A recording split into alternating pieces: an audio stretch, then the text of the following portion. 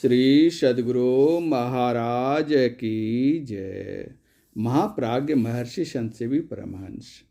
किसने सोचा होगा कि परम संत बाबा देवी साहब के महापरिनिर्वाण और परमाराध्य ब्रह्मलीन संत में ही के संतत्व प्राप्ति के कालखंड में ही 20 दिसंबर 1920 ईस्वी को बिहार राज्य के भागलपुर जिला अंतर्गत, वर्तमान में सुपौल जिला अंतर्गत गम्हरिया ग्राम में श्री बलदेव लाल दास और श्रीमती राधा देवी की कनिष्ठ संतान के रूप में जिस कमनीय कांति देव शिशु ने जन्म लिया, वह भविष्य में एक आश्चर्यजनक प्रतिभा, महान शक्ति और शांति की प्रतिमूर्ति बन जाएगा तथा जिसका प्रभाव देश काल की मर्यादा के भीतर सीमाबद्ध नहीं रहेगा। किसने अनुमान किया होगा कि भिन्न भिन्न समय के भिन्न भिन्न परिस्थितियों में पले असंख्य नर नारियों के प्राण में सत्य और शांति की शाश्वत जिज्ञासा, न्याय और विश्व बंधुत्व की सजीव प्रेरणा एवं लोक मंगल की स्फूर्ति जगाता रहे, वह उपर्युक्त दंपति के घर में अवतीर्ण होगा। वह देव शिशु ही आज महर्षि संतसेवी परमहंस जी महाराज के नाम से समादृत हैं। महर्षि संतसेवी परमहंस जी महाराज संतमत सत्संग के 91वां वार्षिक महाधिवेशन पर विशेष उद्गार व्यक्त करते हुए कहते हैं, सत्य जोर आचार सदाचार अर्थात उत्तम आचरण। उत्तम आचरण मानव जीवन को समुज्वल बनाता है। सत्याचारी अलौकिक शक्ति संपन्न होते हैं, इनके सम्मुख सूरगण भी नमन करते हैं। सदाचरण संपन्न जन मरकर भी अमर रहते हैं, किंतु आचरणहीन जन जीवित ही मृत होते हैं। सदाचार सत्य आचार ही सदाचार है और यह एक ऐसा चमत्कार है जिससे सर्वेश्वर का साक्षात्कार होता है। पुनः वे लोक साधना के क्रम में अपने पवित्र विचार निरूपित करते हुए कहते हैं, जो ईश्वर भक्ति करके सदाचार का पालन करेंगे उनका अंतःकरण शुद्ध हो और शांत होगा।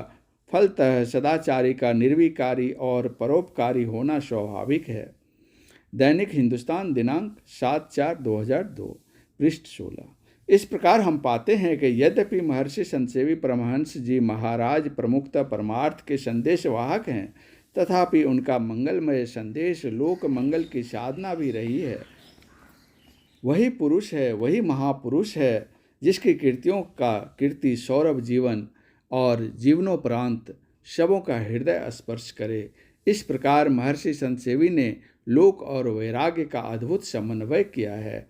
एक बार की घटना है, एक रात इन्होंने स्वप्न में देखा कि इनका शरीर शमशान में मृत पड़ा हुआ है, जिसे 2 गिद्ध नोच नोच कर खा रहे हैं।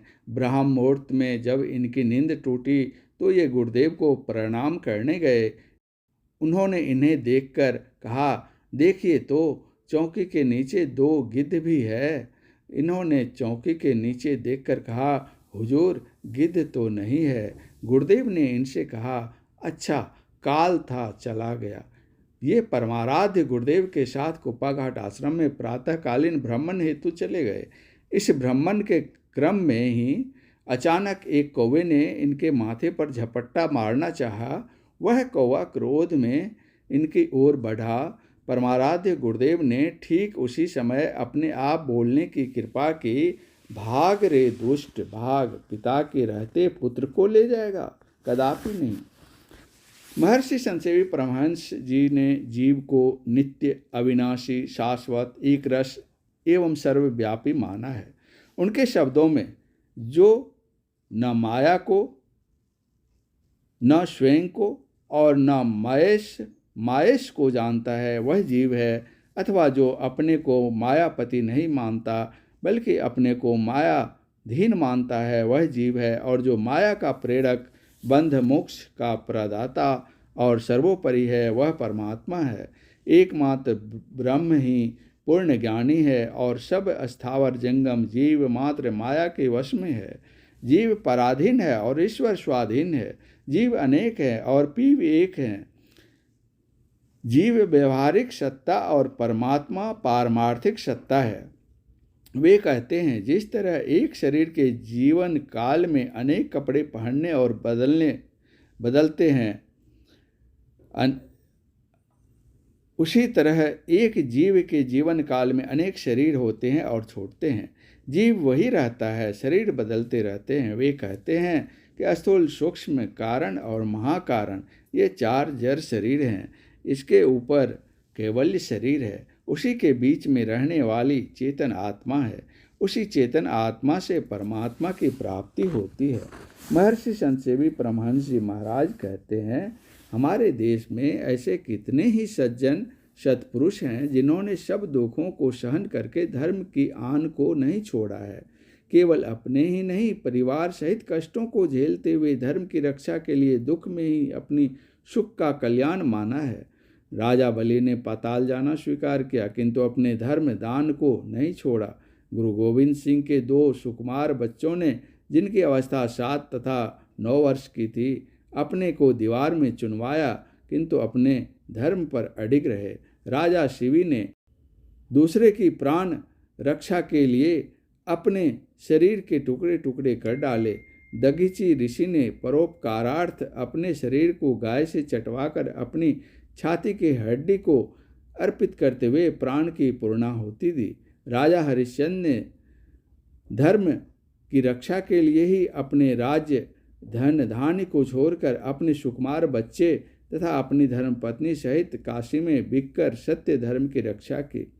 वे कहते हैं कि शुभ कर्मों का फल सुख तथा अशुभ कर्मों का फल दुख होता है। आम का पेड़ बोने पर आम तथा कटहल का पेड़ बोने पर कटहल का फल ही प्राप्त होता है। आम बोकर कटहल चाहने पर वह नहीं मिलता है।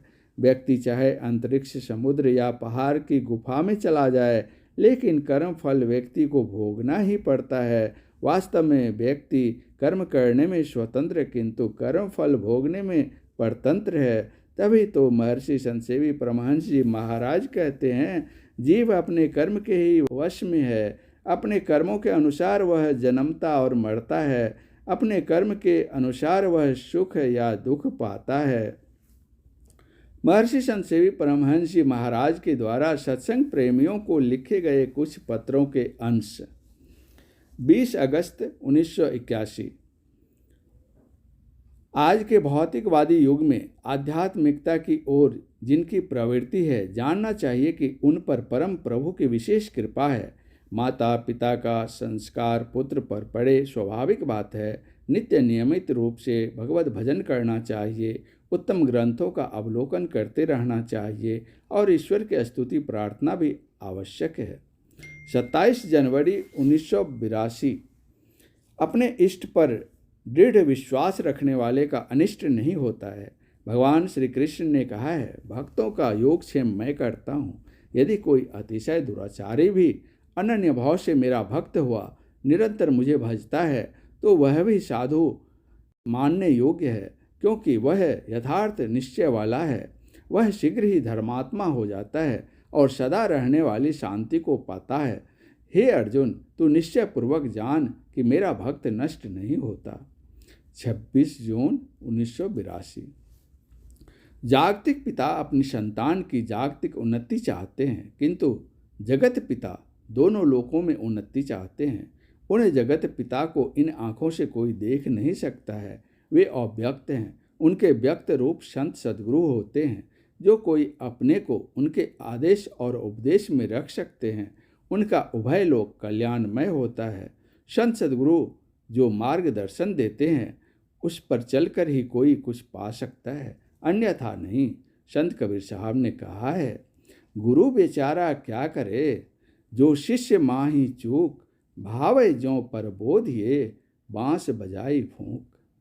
2 नवंबर 1982 ईस्वी। सभी प्राणी देश और काल के अंदर ही मरते हैं, फिर अकाल मृत्यु कैसी? दूसरी तरह से संसार में रहने का समय पूरा नहीं हो जाता, उसकी मृत्यु नहीं होती। आयु के रहते किसी की मृत्यु नहीं होती। इसलिए सांसारिक लोग जिसे अकाल मृत्यु कहते हैं, वह भ्रामक है। 26 जून 1983। सत्संग और ध्यान बराबर करते रहना चाहिए। जैसे कोई तैरने वाला नदी तैरते तैरते थक जाए, अपना दम तोड़ने लग जाए, ऐसी अवस्था में प्रभु कृपा से यदि उसको वहाँ चट्टान मिल जाए तो उस पर वह विश्राम कर फिर आगे का रास्ता सरलतापूर्वक तय कर सकता है। इसी प्रकार भवसागर में डूबते हुए प्राणी के लिए सत्संग चट्टान के समान है और ध्यान के द्वारा प्रभु मिलन होता है। 15 दिसंबर 1983। आपको यह जानकर संतुष्ट होना चाहिए कि गुरु सेवा करते हुए यदि शरीर भी छूट जाए तो कोई चिंता की बात नहीं, परम सौभाग्य की बात है। संत सद्गुरु में जो श्रद्धा भक्ति है उसको दृढ़ रखिए। भगवान श्री कृष्ण के वचन में है, श्रद्धावान को ज्ञान की प्राप्ति होती है और ज्ञान से मोक्ष मिलता है। 13 मार्च 1984। यह नश्वर शरीर कभी न कभी तो छूटेगा ही। इसकी सूखी हड्डी से भी यदि गुरु सेवा की जा सके, उनको कुछ भी सुख पहुंचाया जा सके तो यह मानव तन की सफलता है, इसकी उपयोगिता है। 8 मई 1987।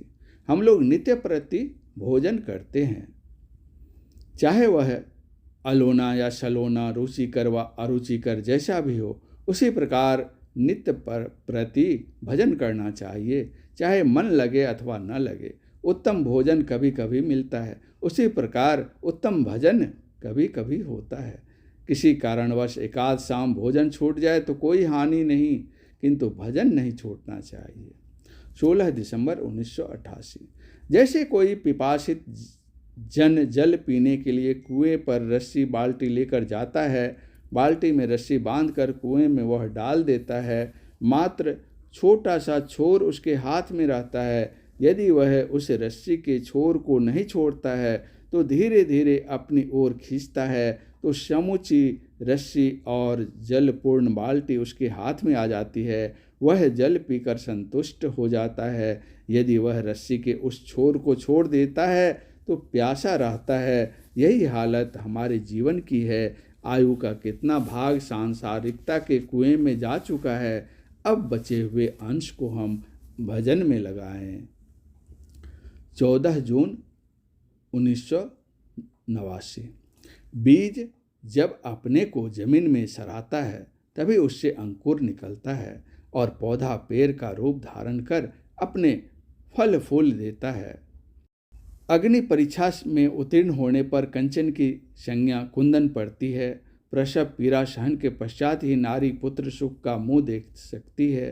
तात्पर्य यह है कि तप करने पर ही तेज बढ़ता है। वर्तमान में अपने को तपाने पर ही भविष्य में निखार आता है। भगवत भजन करने से ही पुष्टि के साथ मनोबल और अध्यात्म बल बढ़ते हैं। भजन नहीं करने से आत्मबल घट जाता है। नित्य नियमित रूप से भजन करना चाहिए। वास्तविक धन तो भजन ही है। जागतिक चिंता छोड़कर अपने इष्ट का चिंतन कीजिए। एक निष्ठ का अनिष्ट नहीं होता, कल्याण होगा। संतों के बताए हुए मार्ग पर चलने से इहलौकिक और पारलौकिक दोनों जीवन मंगलमय हो जाता है। श्री सद्गुरु महाराज की जय।